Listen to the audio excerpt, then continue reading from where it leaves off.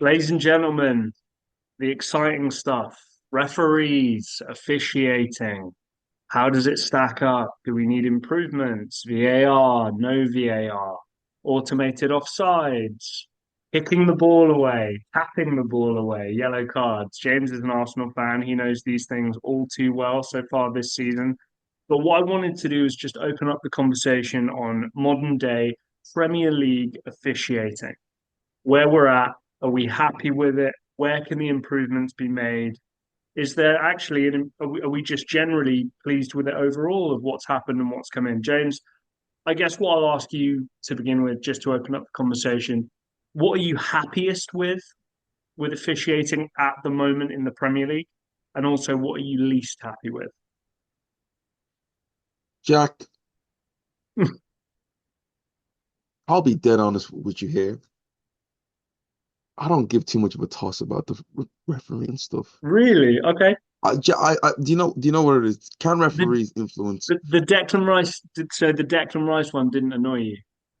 It I know, annoyed I me, know but you're I know you're a fan, so obviously it's a bit biased and whatnot. But I, I Joel Velt, and again, I know we're just talking about this one incident. Joel Veltman tried to hurt Declan Rice and got away with that scot-free. But Declan Rice knocks the ball away and gets a yellow card and then ends up getting sent off. To me, that's not justice. Do you know, but do you follow me? but Jack, this is where to me when I look at decisions, I believe that they add up and they sort of equal out throughout the year. You will get decisions here or there that doesn't go your way. So Arsenal fans will complain the Trossard one wasn't a foul. The Trossard second yellow card. Oh well, what are you doing? You're ruining the game.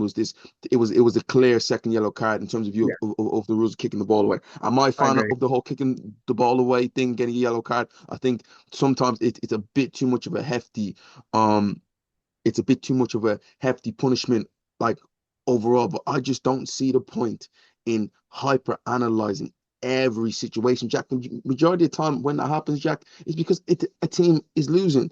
Yeah, I listen to a lot of managers like go at referees. The only teams that I don't hear moaning about referees, teams like Real Madrid, and people might say Real Madrid get a lot of decisions for them. They get a lot of decisions against them. Teams like Man City, how many times Man City get to me decisions against them? But no matter good or bad, he doesn't go out here and moan about it. To me, sometimes you have to just get on with it.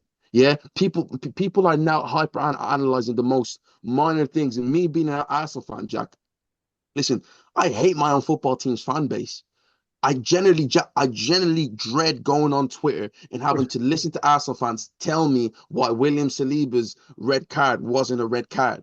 I'm like, if you understand football and in the terms of view of last man back, rather you like it or you don't, that was a clear red card. And then like and then like Jack, they try to compare it to like the Diego Jota incident where there was clearly a recovering defender there. And also when you look at it, the ball wasn't going towards the goal, the ball was going away from the goal. Away. So it's almost like people just take a little still picture of something and go, referees, the PGMA.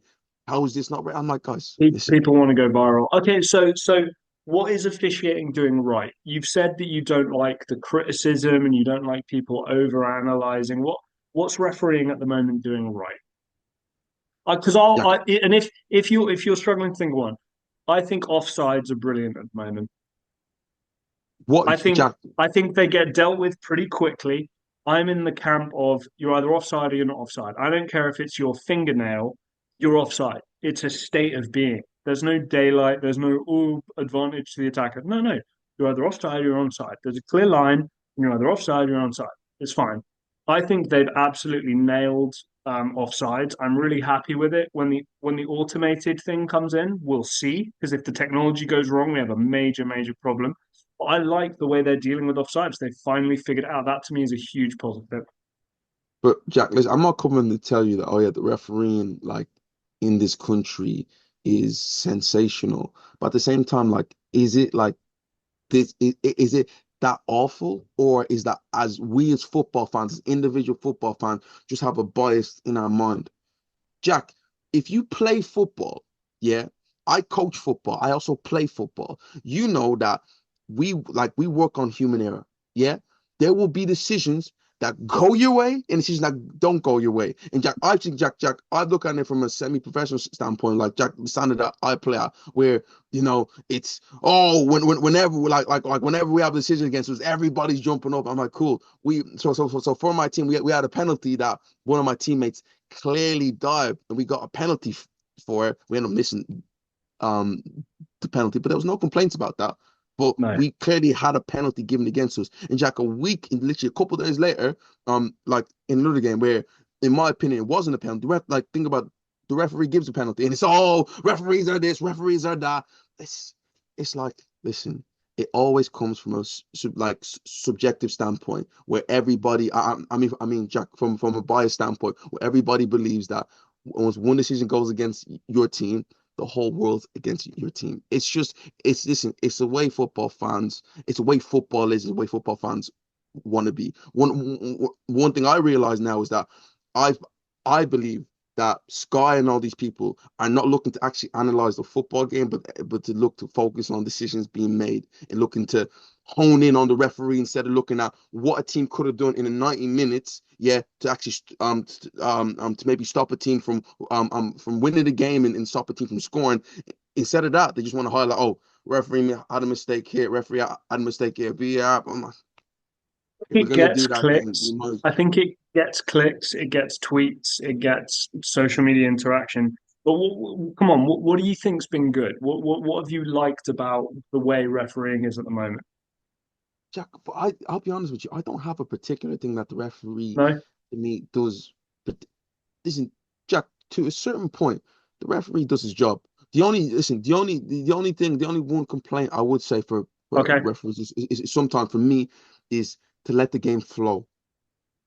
I believe sometimes it's too many stoppages when like they could easily let the game just think to me just kind of go play. They think about a play advantage. You might bring it back a couple minutes later. You might bring it back a couple minutes later to like look at the situation or like give a or like think about it, give a yellow card to the defending player. But to me, just let the game kind of flow. Because Jack, So the one thing you don't want in a football game is have constant stops and stops. having the Yeah. referee being the eyes instead of the football. The one thing for me, I love watching a football game. Like, oh, is there a referee on the field? Because it's Yes. just flowing. Like they're just You playing. know? So this is my biggest complaint is the advantage rule. In rugby, to a certain extent, American football, to a certain extent, basketball, right? So rugby is probably the best example. Foul takes place, not a serious red card type, yellow card type foul, but a foul takes place. There's an advantage to the other team. You get to play until you take advantage of the situation you're in. Because what could happen, maybe, is you'll benefit from the situation you're in instead of going back for the penalty, the free kick that you would take in rugby, right? Or the scrum or what kick to touch or whatever you want to do. In football, what seems to happen is you play advantage, right? Both the arms do that, right? Advantage goes on. Somebody takes a shot, so then it's a goal kick, like a split second after advantage has been played, and then it's a goal kick to the other team. Well, I'm sorry, that's not advantage. That's not There an you go. advantage. The advantage is advantage, go, go, go, go, go. Declan Rice gets the ball outside the box, pings it in the top corner. Thank you, referee. We've just scored a goal instead of having a free kick. Not Declan Rice shoots, he misses. Oh, now we can go back for the free kick because he missed. That's the advantage. You get a free hit to do something because that's the advantage that you're getting. Because then when that doesn't happen, you can come back for the free kick. That's what bothers me, especially ones on the edge of the area where you play advantage, because it makes no sense to me. If you can have a direct free kick, most teams have a decent free kick taker on their team. If you play advantage, it comes to nothing and it's a goal kick, a throw, or the other team has the ball. That's not an advantage. That's one major thing for me where advantage in football, I just don't think it exists. You see this, and I don't even know what that means. It doesn't mean anything. There's never an advantage. Jack, so I was watching overlap the other day. I think it's Howard Webb was on the overlap. and he said that he went into all 20 clubs in the Premier League, and he said 17, I think 16 or 17 out of the 16 or 17 clubs out of the Premier League said that they feel like they feel like they don't get enough rubber the green. So that means that only 4 teams or like 5 teams get all the decisions. Right. Like they feel like they get no decisions. So this is what I mean about like the bias in people's minds. Everybody believes that the world's against them.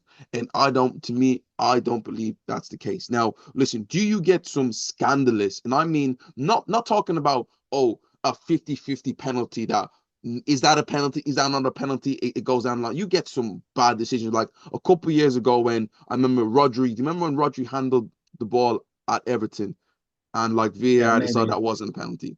That one right there, scandalous. I think when Liverpool played against Spurs last year, that was awful. You know, you get that there, but I just feel every single week everybody wants to make the littlest minor decisions to be all the be all and end all and all referees and this referees that. Should referees be penalized for a bad performance? 100%.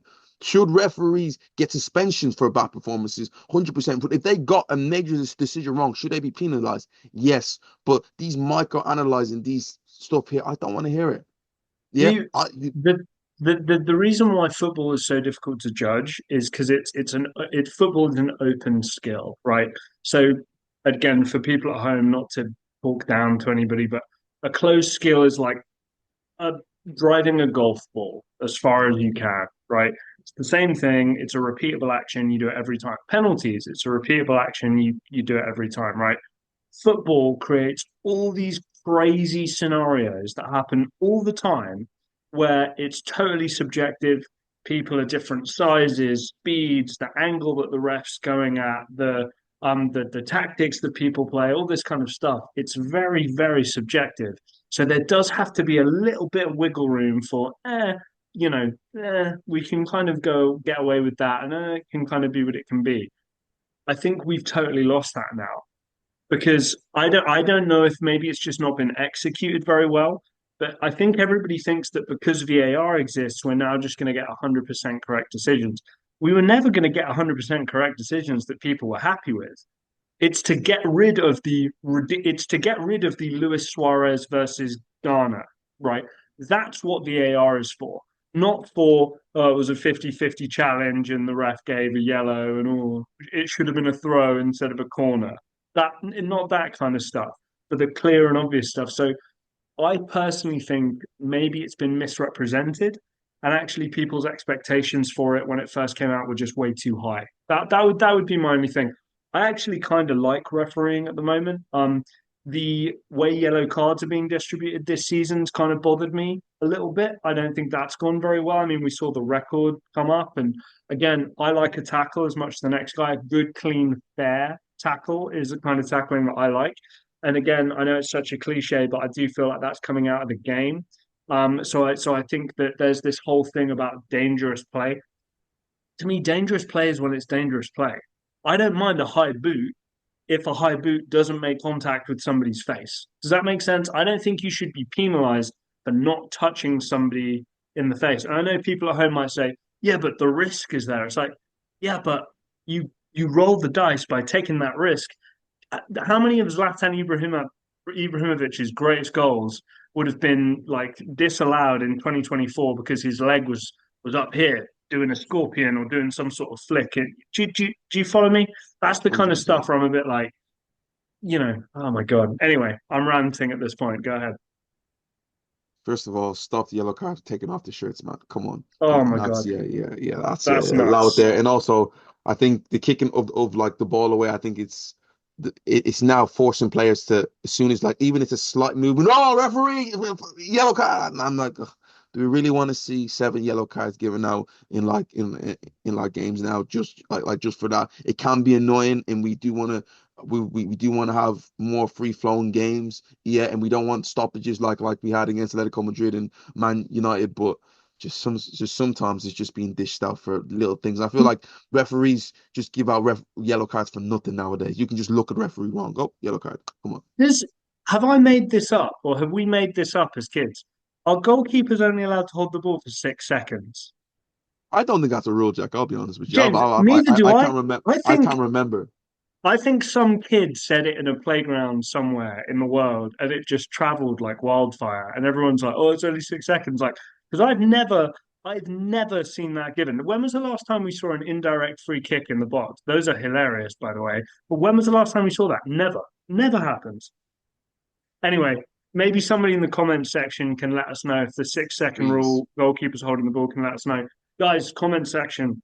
What's good about refereeing at the moment? Some haters, nothing, but there are some good things. I do think they exist.